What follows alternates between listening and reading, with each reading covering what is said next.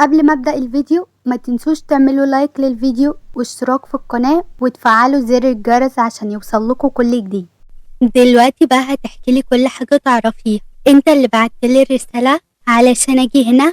انا عارف ان انتي في حاجة مخبياها، ودلوقتي هتقولي لي كنتي تعرفي نيرة منين. انا معرفش حاجة ومعرفش مراتك دي تبقى مين اصلا.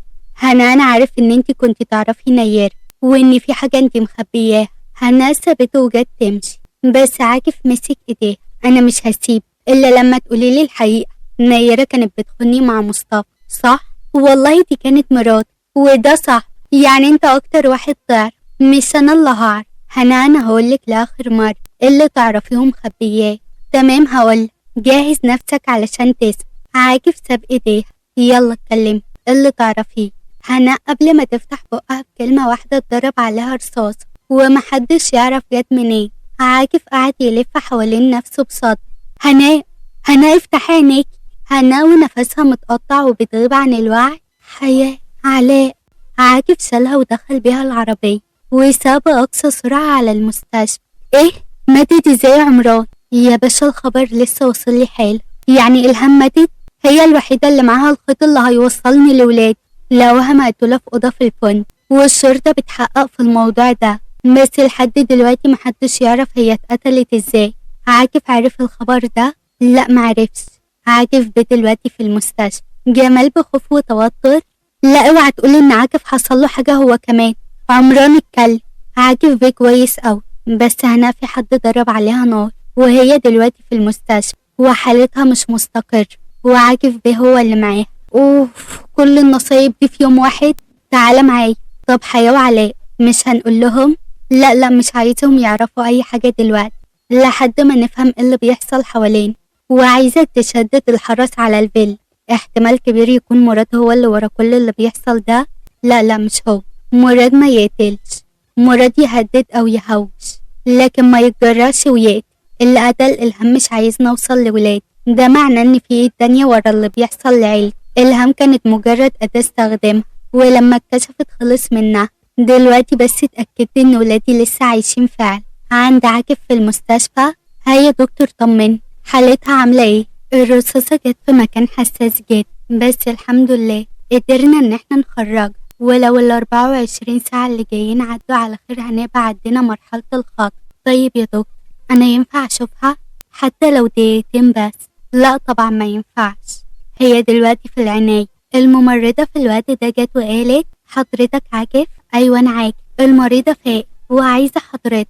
عاكف بص للدكتور. تمام خليه يدخل بس مش اكتر من 3 دقايق ويخرج، وهم دول اللي انا محتاجه. ودخل عاكف لهناء. هناء انتي سامعاني؟ انتي كويسة؟ طمنيني عليك. هناء كانت بتحاول تتكلم. اسمعني. عايزة تقولي ايه؟ انا سامع. هناء بصوت واطي جدا. مراتك ما كانتش بتخون. مصطفى هو اللي اتهجم عليها ولما كانت بتحاول تدافع عن نفسها هو زقها ووقعها على دماغها.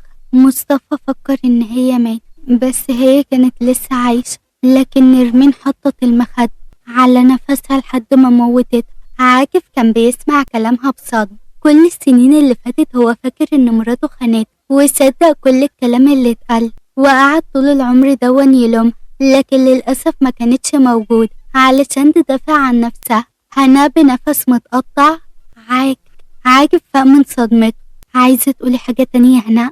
تعرفي ايه تاني ومخبياه؟ قولي الحياة وعلاء يسامحوني. يسامحوكي على ايه يا هناء؟ اتكلمي يا هناء. عايزاهم يسامحوكي على ايه؟ سامحوني.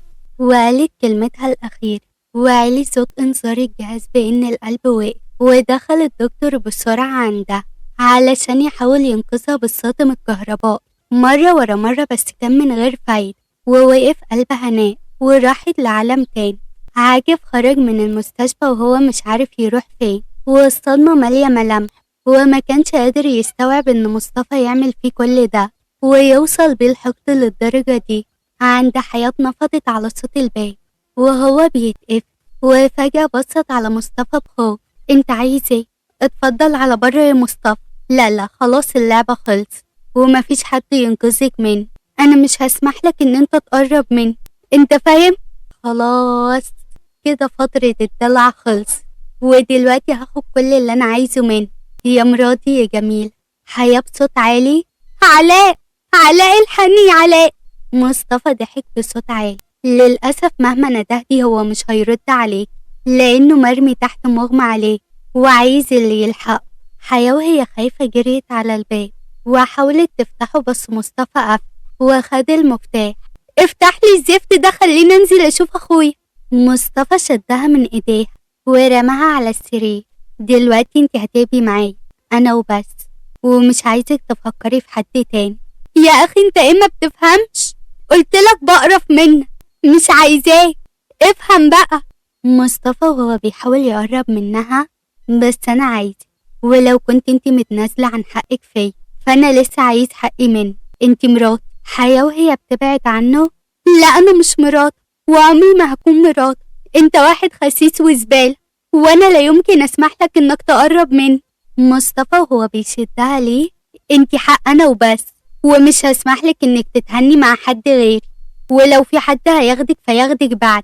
حياة زقته بعدته عنها وفضلت تصرخ بأعلى صوت: حرام عليك، ابعد عني بقى، ابعد عني، كفاية بقى، حرام عليك. وفجأة الباب اتفتح وعاكف شدها منه وفضل يضرب فيه بكل غزو عصبية وهو مش في وعي. حياة كانت ضامة نفسها وبتترعش بخوف ومش عارفة تتحكم في نفسها، وكانت بتعيط بانهيار. وده خلى عاكف يسيب مصطفى ويروح لها علشان يطمن عليه. وأول ما سابه مصطفى طلع يجري قبل ما عاكف يخلص عليه. عاكف حط وشها ما بين ايديه: خلاص ايه، كل حاجة خلصت، اهدي يا حياة، انت سامعاني؟ انا عاكف، اهدي يا حبيبتي. حياة كانت بتترعش ومش عارفة تسيطر على دموعها ومش قادرة تنطق بولا كلمة. عاكف أخدها أكتر على حضنه علشان يطمنها: اهدي يا حبيبتي، خلاص أنا معاك، مش هسيبك تاني، ما تخافيش، اطمني. حياة هديت شوية بس ما كانتش قادرة تتكلم. عاكف بعد عنها شوية: حياة سمعيني صوت علشان اطمن عليك. حياة بصوت متقطع: انا خفت لا ياخدني منك، كنت هموت، انت ليه سبتني؟ عاكف نزل منه دمعة وجع: انا اسف، ما كانش ينفع اسيبك، بس اطمن، مش هسيبك ابدا تاني. حياة افتكرت ان علاء اغمى عليه تحت. علاء مغمى عليه؟ مصطفى عمل فيه حاجة؟ اهدي علاء كويس، الحرس معاه تحت، ما تخافيش، هو اللي بيعمل فينا كل ده، انا خلاص تعبت، ابعدوا عني يا عاك، ارجوك ابعدوا عني. ما تخافيش، مش هيقرب منك تاني، مصطفى خلاص انتهى. وبعد شوية الكل كان متجمع تحت وكلهم كانوا في حالة صدمة كبيرة. اتقتلت يا عمي؟ مع الأسف يا ابني، اللي قتلها هو اللي يعرف مكان ولاد عم. ولاد عمي؟ مش فاهم، مش ولادك ماتوا؟ انا ما بقتش فاهم حاجة. انا عايزك تتملك نفسك وتكون قوي، لان احنا في وضع ما يسمح لناش اننا نضعف فيه. كنت دايما بقول عليها ماتت بالنسبة لي، لكن كنت ببقى مطمن لما اعرف انها موجودة، بس دلوقتي خلاص ما بقتش موجودة. إلهام عمرها ما كانت موجودة جنب. إلهام كانت عايشة لنفسها وساعدت في تدمير العيلة كلها. للأسف يا ابني هي اتقتلت علشان أنا موصلش للحقيقة. مين اللي بيعمل فينا كل ده؟ مين مصلحته إنه يدمر عيلتنا بالشكل ده؟ وعلشان إيه يعمل كل ده؟ لما أعرفه مش هرحمه، هخليه يندم على كل اللي عمل. حياة جريت على عاكف بدموع: عاكف، خليني أشوفها، عايزة أشوفها للمرة الأخيرة، عاكف أرجوك. لا بلاش يا حياة، انتي مش هتتحملي المنظر ده، أرجوك يا عاكف، خليني أودعها للمرة الأخيرة. وديها يا عاكف، وأنا هفضل هنا مع علاء لحد ما يفوق، لأنه أول ما يفوق هيكون عايز يشوفها هو كمان. وروح معاها يا عاكف. عاكف أخد حياة علشان تشوف هناء. ولحد كده استنونا في الحلقة الجاية، وما تنسوش تعملوا لايك للفيديو واشتراك في القناة وتفعلوا زر الجرس علشان يوصل لكم كل جديد.